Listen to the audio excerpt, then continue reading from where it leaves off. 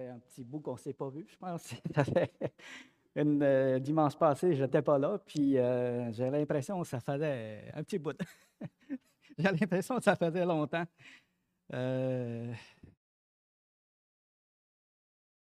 mais en fait, la semaine dernière, c'est notre frère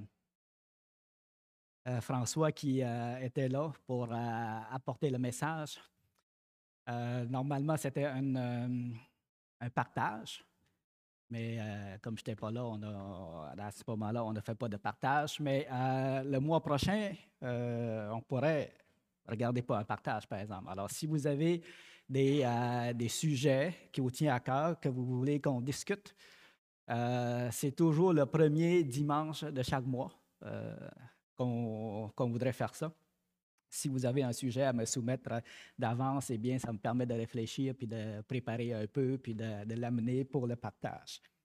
La semaine avant ça, on a fait une réunion spéciale avec un petit message et on est parti en groupe de prière pour renforcer euh, les liens fraternels, rechercher les liens fraternels, tout ça.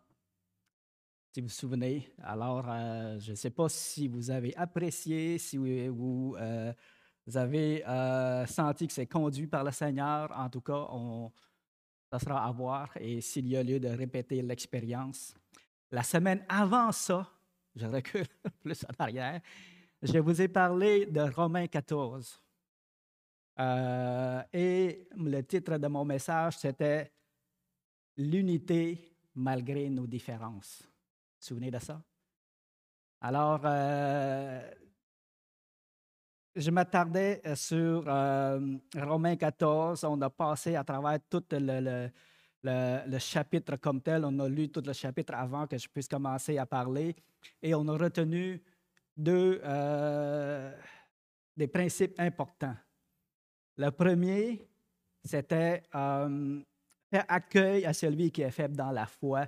Puis ça, si vous vous souvenez, ça représente parfois des sacrifices que l'on doit faire pour faire ça, faire accueil à celui qui est faible dans la foi.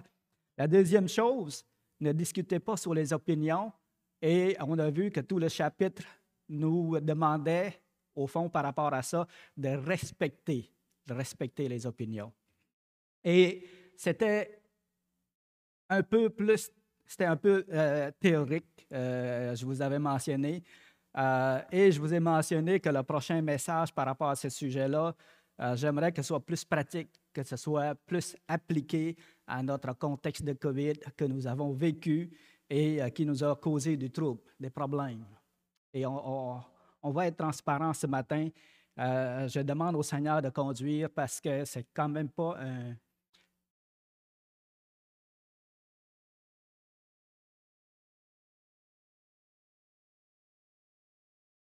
Excusez. C'est quand même pas un message qui est facile quand même à apporter. Et je pense que j'ai besoin que le Seigneur me conduise, puis nous conduise aussi. Parce que, au fond, mon but d'amener ces messages-là, c'est justement pour qu'on puisse se rapprocher, qu'on puisse euh, réaffirmer les liens de l'unité qui nous unit dans le Seigneur. Prions.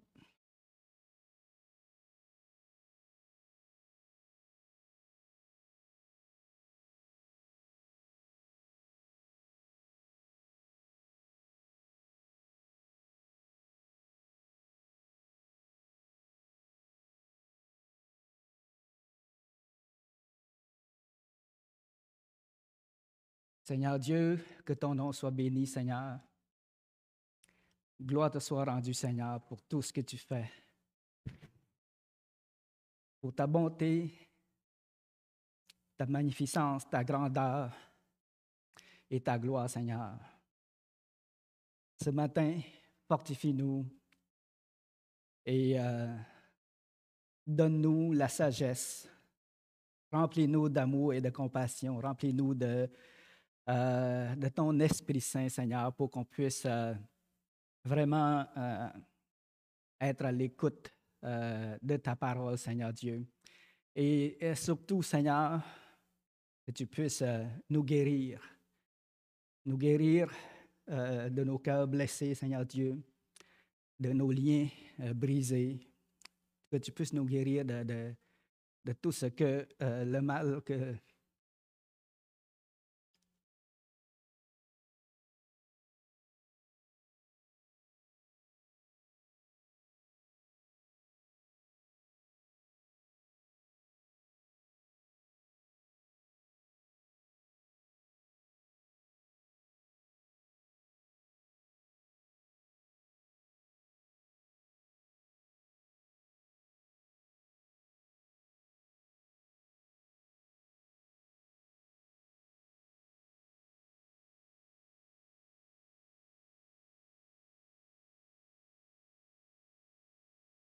nous avons subi durant le COVID, Seigneur.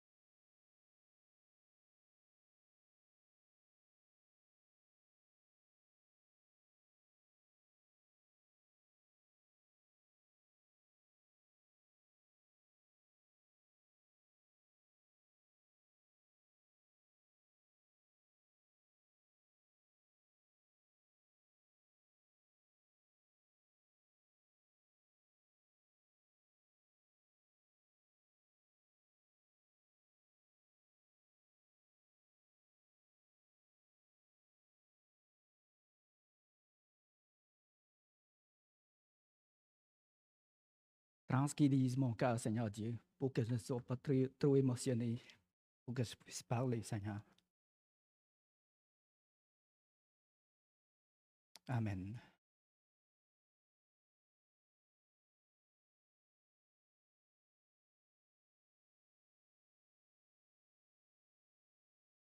Excusez. Si je parle en pleurant, ça ne sera pas joli. Pour ça, j'attends que ça baisse un peu.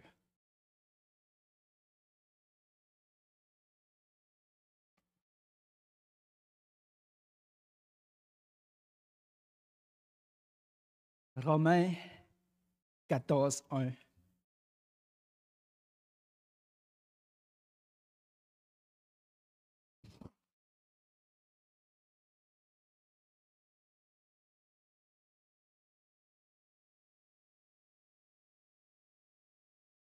Faites accueil à celui qui est faible dans la foi et ne discutez pas sur les opinions. On en a regardé et puis j'aimerais qu'on puisse maintenant regarder plus en détail. Premièrement, le but de tout Romains 14, j'aimerais qu'on puisse regarder, qu'on puisse le mentionner ensemble et vous allez convenir avec moi que le but de Romains 14 n'est pas de faire en sorte que tous nous ayons les mêmes opinions. Okay? Ici, dans le Romains 14, le verset 2, on parle de tel croit pouvoir manger de tout, tel autre qui est faible ne mange que des légumes. Et dans le verset 5, ça dit tel fait une distinction entre les jours, tel autre estime tous égaux. Les estime tous égaux, que chacun ait en son esprit une pleine conviction. Alors ici, on voit que même l'apôtre Paul, dans son autorité d'apôtre, n'a pas cherché à convaincre les gens pour qu'ils aient les mêmes opinions. Ce n'est pas ça le but.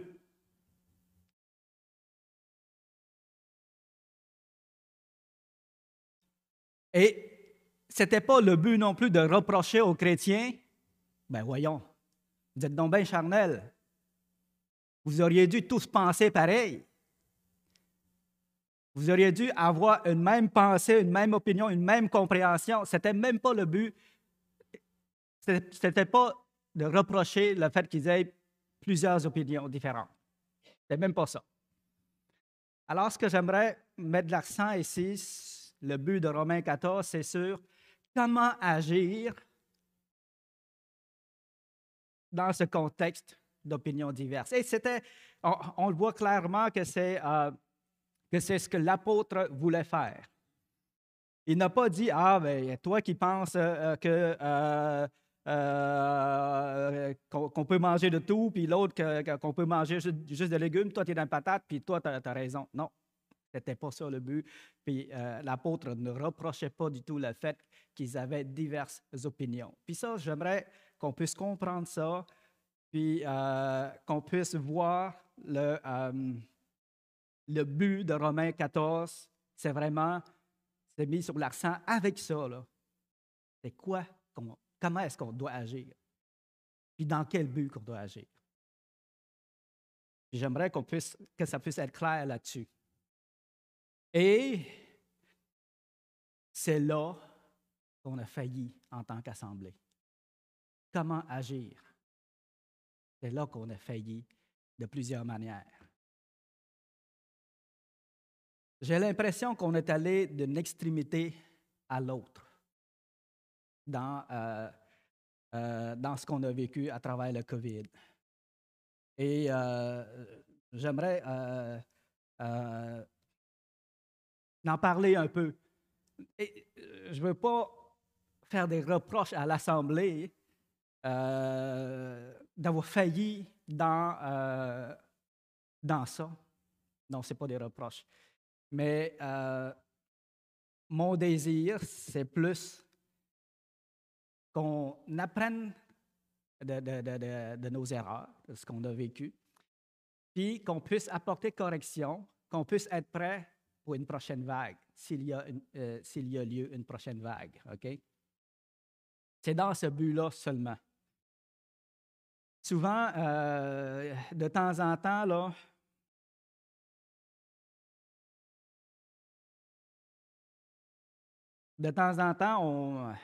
on fait une comparaison de l'Assemblée à un bateau. Hein? Il y a plus de monde d'un côté, ça fait pencher le bateau, tout ça. Puis, la comparaison est très bonne. On est tous dans le même bateau, dans le Seigneur. Puis le Seigneur, là, c'est comme la colonne centrale, là, le mât qui est au milieu. Quand que le COVID est venu, il y a des vagues. Il y a eu des vagues qui ont brassé le bateau. Il y a eu des vagues qui ont frappé le bateau. Et ça a brassé.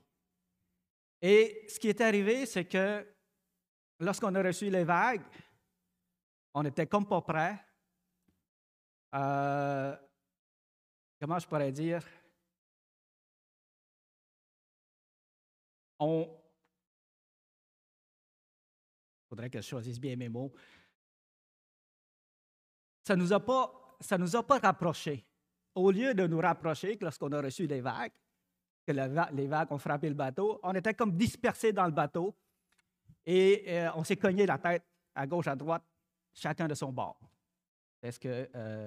Alors, au lieu de dire, OK, une grosse vague arrive, tout le monde, mettons-nous ensemble, là, tenons-nous la main dans la main, malgré nos différences, malgré nos opinions différentes concernant le COVID, là, pareil comme Romains 14 ici, là, avec des opinions différentes. Malgré ces différences-là, là, tenons-nous la main dans la main et puis accrochons-nous à la colonne centrale qui est le Seigneur Jésus et restons unis pour que, si le bateau brasse, nous, on se tient et on se sent en sécurité.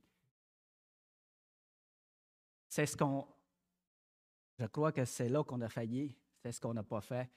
Et c'est là que ma prière, j'aimerais que s'il y a une autre vague qui arrive due au COVID, parce qu'on ne se le cachera pas, au niveau du passeport vaccinal, ça s'en vient. Je ne sais pas si à un moment donné, ça va être obligatoire au niveau de l'Assemblée. En conseil, on regarde ça, on commence à regarder ça un peu. Mais peu importe ce qui va arriver à l'avenir, notre réaction ne doit pas être de se disperser dans le bateau et chacun s'isoler de son côté et même se chicaner pendant que les vagues frappent le bateau. Mais notre réaction devrait être, OK, on se tient main dans la main, on s'accorde ensemble, puis malgré qu'on comprend différemment certains points de vue par rapport au COVID, c'est pas grave, c'est pas grave. Écoutez, les différences qui sont exprimées ici, là, je l'avais mentionné, c'est quand même des différences, des divergences d'opinion qui sont importantes parce qu'à la fin du chapitre 14, il parle des convictions. Cette foi que tu as, garde-la pour toi, le verset 22. Heureux, garde-la pour toi devant Dieu. Heureux celui qui ne se contente pas lui-même dans ce qu'il approuve. Mais celui qui a des doutes au sujet de ce qu'il mange est condamné parce qu'il n'agit pas par conviction. Tout ce qui n'est pas le fruit d'une conviction est péché. Alors ici, on parle des convictions religieuses qui sont différentes, divergentes d'une personne à l'autre. Puis l'apôtre nous exhorte quand même à être unis, à se tenir main dans la main et à marcher dans l'unité du Seigneur. Alors le COVID on a eu des opinions différentes à travers dans les mesures du COVID, tout ça. Et bon, ça a créé des frictions, ça a créé des...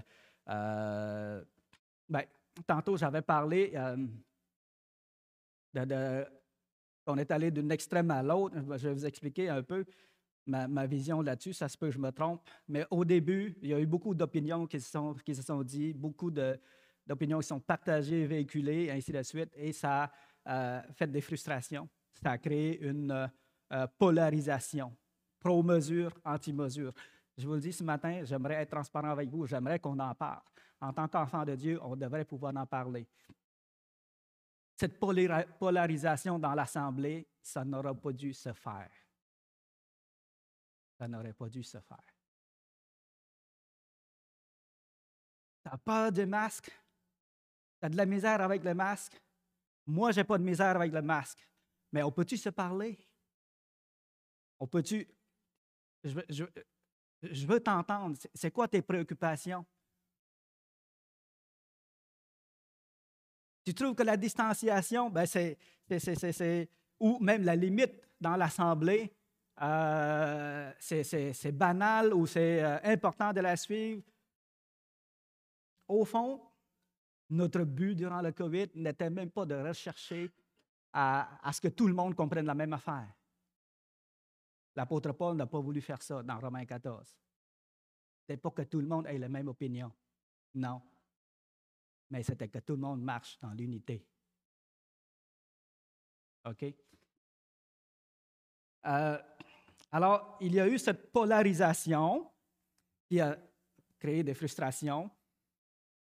Puis ensuite, par après, en voyant les dégâts que ça a causé, ben, les gens se sont repliés sur eux-mêmes. Certaines personnes se sont isolées, d'autres personnes ne venaient plus à l'Assemblée parce qu'ils trouvent ça trop compliqué. Et il y a des personnes qui n'osent plus parler du sujet.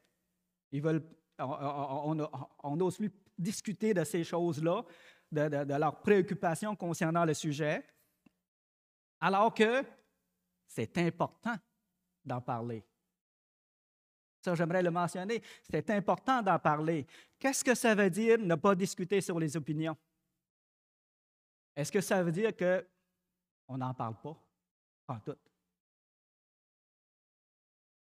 Si des frères et sœurs, je suis d'accord que le Seigneur nous enseigne ceci, et ça, c'est vrai, j'aimerais le rappeler, que peu importe ce qui arrive, que ce soit le COVID, que ce soit n'importe quel problème de société dans le monde, le Seigneur nous demande de nous confier en lui. OK?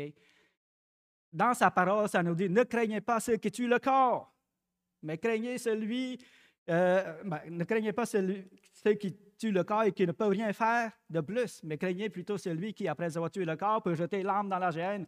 Celui-là, craignez-le. Alors donc, le Seigneur là, nous enseigne à ne rien craindre. En réalité, on ne devrait même pas craindre du COVID, de la vaccination, de rien dans le monde. Ça, c'est ce que le Seigneur nous a enseigné. Parce qu'il a dit que celui qui est en nous est plus puissant que celui qui est dans le monde. Alors, on doit se confier totalement en lui Puis même si on aurait vécu un cataclysme, un problème social encore plus grand que le COVID, on devrait tous, en principe, être remplis de paix en nous confiant dans le Seigneur. En principe. Que vous soyez pro-mesure ou anti-mesure, que vous soyez d'accord avec telle décision du gouvernement ou que vous n'êtes pas d'accord, peu importe, votre confiance devait être dans le Seigneur, puis vous reposez pleinement en lui. Puis avec ça, rien ne vous aurait inquiété, rien ne nous aurait inquiété. Mais on est humain. On est humain. OK?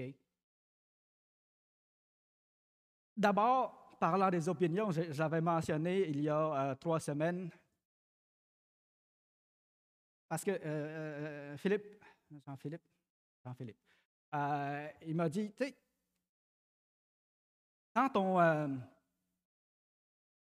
nos opinions personnelles, au fond, quand on vient au Seigneur, on devrait abandonner nos opinions personnelles puis aligner nos pensées avec les pensées de Dieu.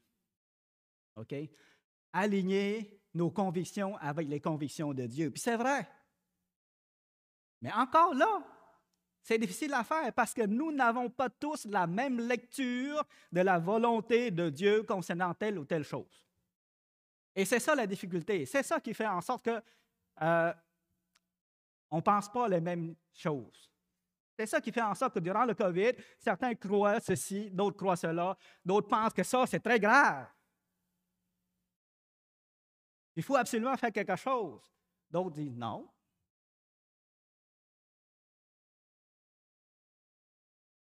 Puis, au niveau de la confiance qu'on devrait avoir envers le Seigneur, ça aussi, ce n'est pas parfait. Le Seigneur, on est en cheminement. On devrait se confier totalement dans le Seigneur, peu importe ce qui arrive. Quand je traverse la vallée de l'ombre de la mort, je ne crains aucun mal, car tu es avec moi. Mais on est des humains. Malgré qu'on a tous les enseignements les plus excellents que le Seigneur nous a donnés, malgré qu'on a une volonté de nous confier en lui, tout ça, on ne peut pas s'empêcher d'avoir des préoccupations. C'est là que je veux en venir. Les préoccupations que tous et chacun avaient par rapport aux mesures durant le COVID, par rapport à ce qui se dit dans le côté conspirationniste ou par rapport à ce que le gouvernement veut faire. On a des préoccupations. On avait des préoccupations. Puis, ne pas discuter sur les opinions ne veut pas dire se taire absolument. Si on avait des préoccupations, il fallait en discuter. Il fallait regarder ensemble et rassurer les cœurs. Parce que on a failli à cette autre exhortation-là, qui est de se supporter les uns les autres. Alors, si on ignore les préoccupations du monde, parce qu'on s'est dit qu'il ne faut pas discuter sur les opinions, si on ignore ça, ça veut dire que, mon frère, tu as des préoccupations, tu souffres pour cette chose-là, ben je ne veux pas t'entendre. Tu vas souffrir dans ton coin. Non! Le Seigneur veut qu'on en parle. Le Seigneur veut qu'on se supporte les uns les autres. Dans Colossiens 3:13,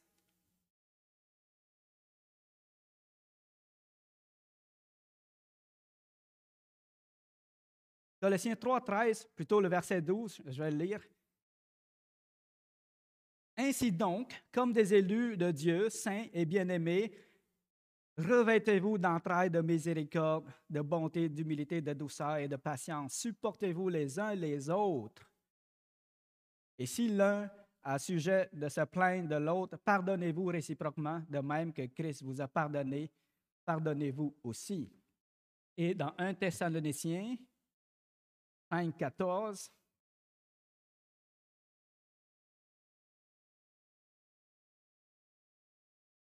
nous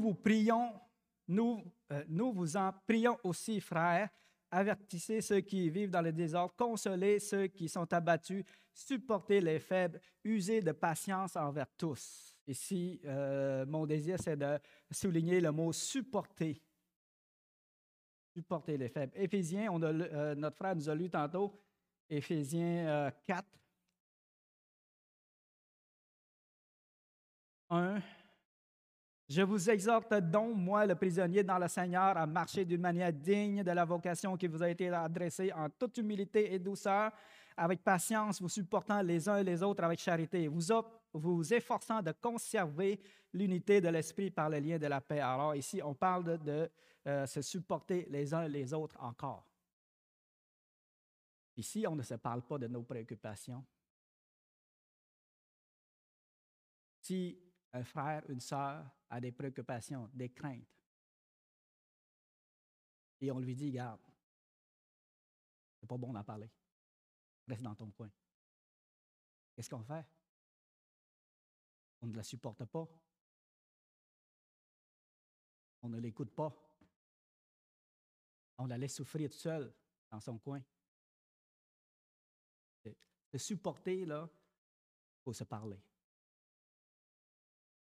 Alors, que veut dire ne pas discuter sur les opinions? On en a regardé. Au fond, c'est de ne pas faire de chicane avec ça. Hein? Faites-en pas de chicane avec ça.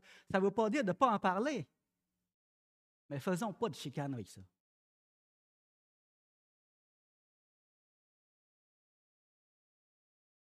Puis peut-être qu'en parlant, là, avec amour, avec fraternité, tout ça, en recherchant la consolation, le réconfort de chacun, puis ça va aider à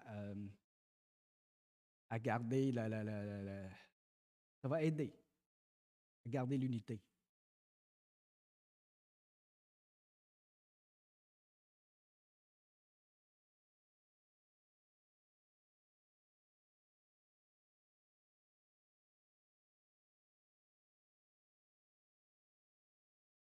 Mon désir, c'est que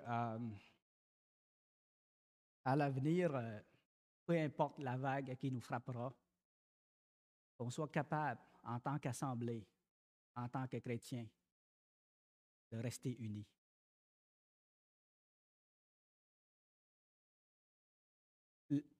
Puis, rester unis veut forcément dire qu'il faut se parler, il faut se comprendre. Pas obligé d'être d'accord, mais il faut se parler, il faut se comprendre, il faut se consoler. Je ne sais pas si vous comprenez l'importance que je veux souligner ici. Ce que j'ai remarqué aussi, c'est que on dirait qu'à un moment donné, on n'a pas de parler de ces choses-là dans l'Assemblée, puis on préférait mieux s'isoler, on préférait mieux ne pas venir à l'Assemblée, on préférait mieux, puis ce n'est pas une bonne chose. Puis la question que j'aimerais répondre, que j'aimerais poser puis répondre ensemble pour que ce soit clair dans notre esprit, ce matin, il y a plusieurs points que j'aimerais apporter, là. La question que j'aimerais poser, c'est celui-ci. Est-ce que dans l'Assemblée de Dieu, je peux avoir une liberté de pensée et d'opinion?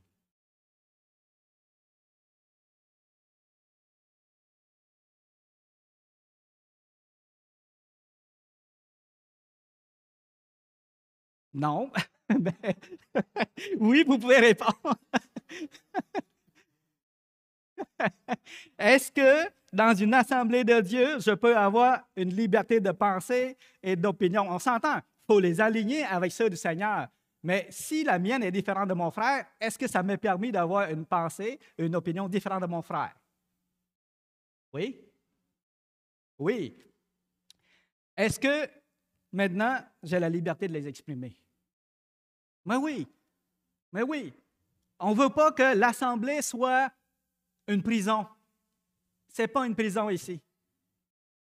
Ça, là, j'aimerais vraiment enlever cette pensée-là parce que je sens que cette pensée-là planait un peu au-dessus de nous et les gens se sentaient mal à l'aise. Je l'amène ce matin parce que j'aimerais qu'on puisse se sentir à notre place. On est dans la maison de Dieu, chez nous, en famille. Alors, on peut se parler, OK? On peut se parler. Par contre, il y a un frère qui m'a dit, l'Assemblée n'est pas une tribune non plus. OK? Ce n'est pas une place de débat public. Ça, c'est vrai. Ça, c'est vrai. Alors, si on veut se parler, puis c'est bon de se parler, ça crée des liens. Quand on a des choses dans notre cœur, comme le COVID a créé en nous, des préoccupations, des inquiétudes, tout ça, quand on a ça dans notre cœur, de garder ça dans notre cœur, puis de ne pas être capable de le partager à nos frères et sœurs, ben, ça nous rend malades. Ça nous rend malades. Puis des fois, juste parler, ben, on se sent mieux, ça libère. Bon. Puis l'autre peut apporter des angles de vue différents, ça peut nous fortifier, puis ça peut nous ramener des fois à la bonne traque aussi. Donc, c'est important de se parler. Mais par contre, l'Assemblée n'est pas une place de débat public non plus. On ne veut pas qu'il y ait de désordre dans l'Assemblée face à ça. D'ailleurs, vous le voyez quand je fais les dimanches de partage. Ce qu'on ne veut surtout pas, c'est qu'on sort d'ici blessé, puis frustré, et ainsi de suite. On veut que le partage, oui, c'est bon d'avoir des partages, c'est bon que les gens parlent de leur compréhension, c'est bon que les gens disent qu'est-ce qu'ils en pensent, ça m'édifie moi, puis ça édifie tous et chacun, puis c'est une bonne chose. Mais ce qu'on ne veut pas, c'est que ça dérape, puis ça devienne de la chicane. Que le partage devienne chicane, c'est ça qui est mauvais. Puis c'est ça que Romains 14 ne veut pas. C'est ça que Romains 14 veut nous dire. Ne discutez pas sur les opinions, chicanez-vous pas sur les opinions. C'est ça. Mais vous pouvez en parler avec respect. Vous supportant les uns les autres, parce que si on ne se parle pas, on ne se supporte pas. On ne se supporte pas.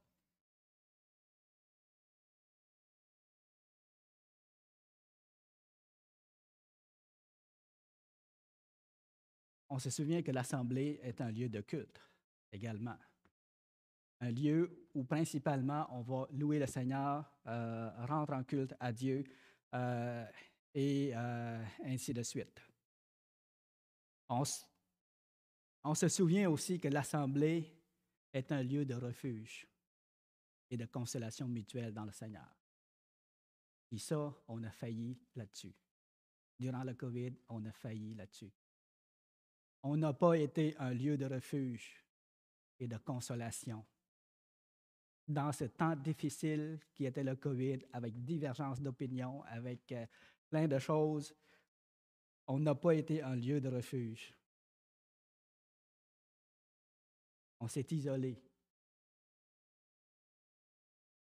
Et ça serait bon que s'il y a une autre vague qui s'en vient, qu'on soit plus fort que cette vague-là et qu'on puisse rester ferme, frères et sœurs.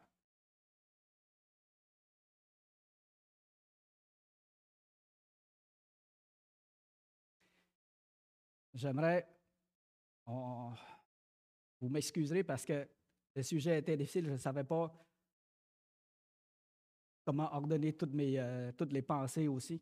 Alors, l'autre chose que je voulais dire, c'est que, bon, OK, il faut se parler, mais supposons, là, exemple de masque. Par exemple, pour le masque. Deux frères qui sont d'accord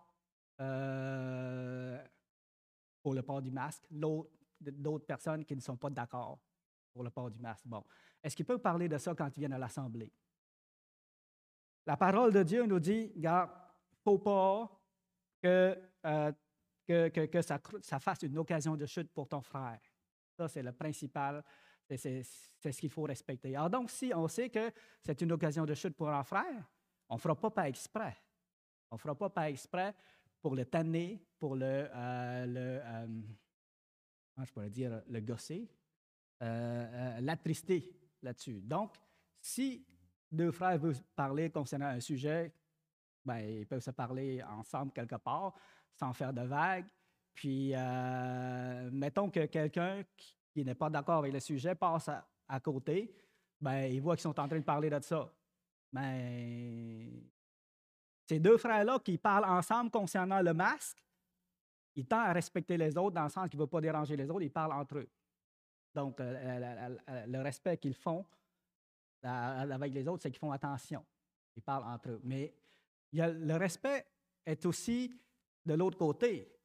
La personne qui est contre le sujet, qui passe par là puis qui entend parler de ça, ben, elle aussi, elle doit respecter les deux personnes qui sont en train de parler. Donc, elle les respecte. Elle ne se mêle pas aux conversations, elle continue plus loin, puis elle remet ça dans les mains du Seigneur. C'est un exemple. C'est peut-être pas parfait, j'aurais pas voulu l'exprimer de même, j'aurais voulu l'exprimer de façon plus claire, mais c'est ça le respect mutuel. C'est dans les deux bords. Les pour doivent respecter les contre doivent respecter les pour.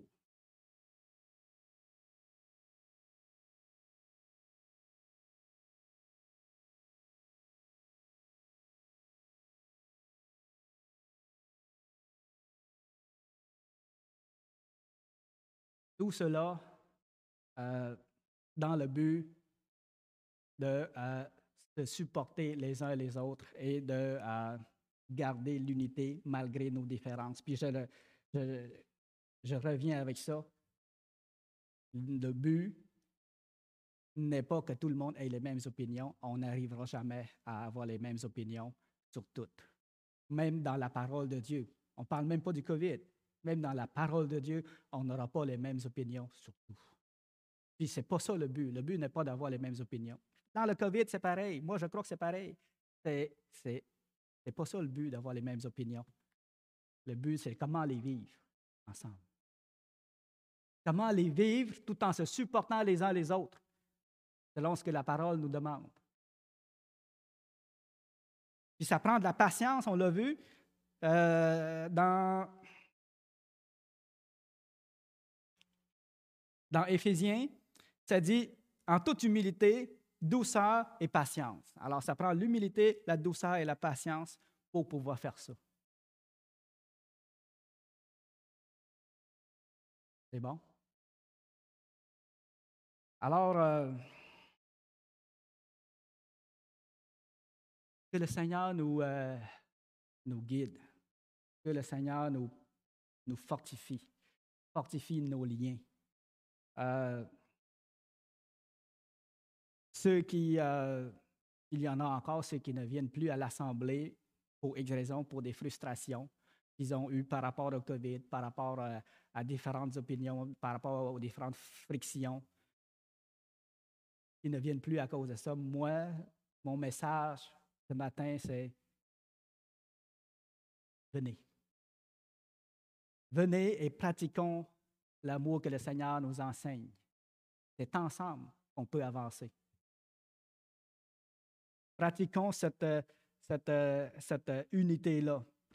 Puis si vous avez des différends avec des frères et des sœurs, le Seigneur nous dit de faire quoi? Le Seigneur nous dit, parlez-vous. Vous n'êtes pas obligé d'être d'accord, mais parlez-vous. Soyez unis. Comprenez la différence qu'il y a entre vous. Acceptez cette différence-là et marchez dans le même pas vers le Seigneur. Moi, je vous exhorte à le faire individuellement, à rétablir la relation si vous avez eu des relations brisées entre un frère ou une sœur dû à ce qui s'est passé. N'attendez plus, en autant que cela dépend de vous. La parole de Dieu nous enseigne ça. En autant que cela dépend de vous, réconciliez-vous. La réconciliation, comme encore une fois, ça ne veut pas dire d'être d'accord sur tous les points, non. C'est être en bon terme. Bon terme. Okay? Puis s'il y a des frustrations qui ont fait en sorte que ça ne vous tente plus de venir à l'Assemblée, bien, mon frère et ma sœur, je t'exhorte à chercher la volonté de Dieu, à prier, puis à t'approcher du Seigneur, à passer par-dessus ces problèmes-là, puis à venir adorer le Seigneur ensemble, à rebâtir cette unité dans l'Église. Avant le COVID, on était un bateau plein de joie, on louait le Seigneur, on chantait, tout était beau. Le COVID nous a donné des gifles, les vagues sont venues s'abattre sur le flanc du bateau. On s'est fait brasser. On s'est fait brasser. Il y a eu des blessés. On est capable. Dieu est capable de nous guérir et de guérir les liens qu'on a ensemble, qu'on avait. Moi, je vous exhorte à faire ça. Je vous exhorte à faire ça, à ne pas rester isolé chez vous, mais à rechercher le lien de la paix dans le Seigneur. Amen. Oui. Tu as dit tantôt, moi je suis prête, regarde, les opinions sont différentes. Je respecte les autres dans leur opinion et je veux qu'ils me respectent dans mon opinion. Mais tu dis que tu voulais parler d'une manière pratique. Est-ce que ça veut dire que ceux qui ont des masques, ils le mettront, c'est correct. Puis moi, si je ne veux pas le mettre, je ne le mets pas. Puis il faut que ce soit correct aussi. Ça va dans les deux sens. Ai-je tort? Ai-je raison? Je ne sais pas. Bien, moi, je pense que c'est une décision d'assemblée qu'on doit prendre ensemble. Puis,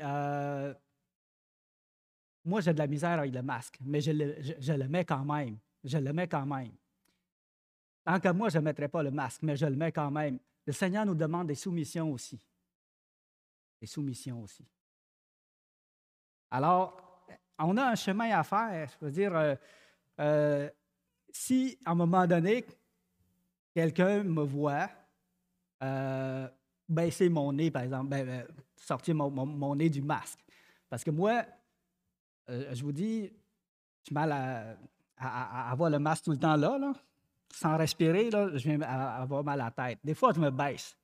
Fait que je fais un effort pour le porter, effectivement, mais ma santé, des fois, fait en sorte qu'il faut que je baisse mon masque. Le frère, lui, qui pense qu'il faut le mettre tout le temps, bien, il devrait être compréhensif envers mon cas. C'est ce que je crois. Et c'est ça, c'est supporter les uns les autres. On comprend les limites les uns des autres. Oui. Le public de passeport vaccinal, ça veut dire que tu vas avoir encore moins de chrétiens, de personnes qui vont venir à l'église. Tu parlais tantôt de division, mais c'est pas nous autres qui créons la division, normalement. Fait que les gens là, tu as des gens qui ne viennent pas, mais tu vas en avoir encore bien plus qui ne viendront pas quand ils vont bouger ça. Là-dessus, le conseil on en a parlé un peu, le conseil va étudier la question. Puis, je ne peux pas te répondre pour l'instant, mais on va étudier la question, puis on va demander au Seigneur de nous éclairer là-dessus.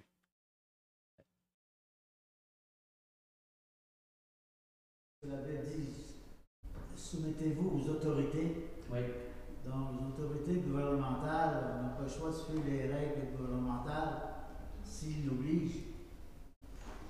Puis, il y a un point aussi au niveau du Nouveau Testament, au niveau de l'Apocalypse, la marque de la bête, on ne va rien acheter vivant si ce n'est pas la marque de la bête. Ça peut être un point de la marque de la bête, le vaccin, je ne sais pas, là.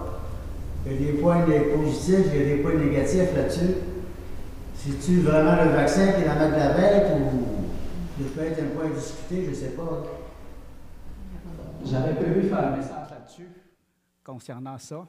D'ailleurs, je l'avais soumis au conseil, puis peut-être que je ferai un message concernant ça, la marque de la bête versus le vaccin, tout ça.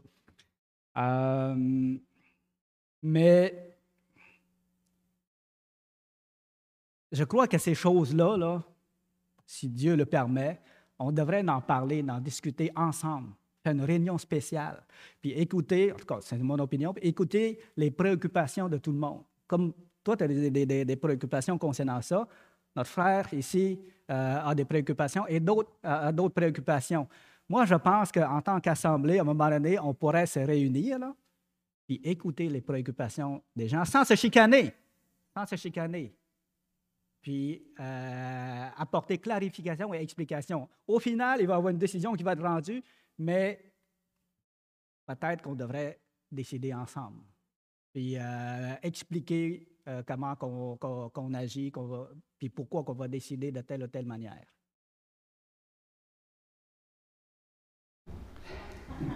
Je ne sais pas si on va être prêt, mais écoutez, je reste convaincu qu'il faut se parler, et l'Assemblée là, n'est pas juste le Conseil.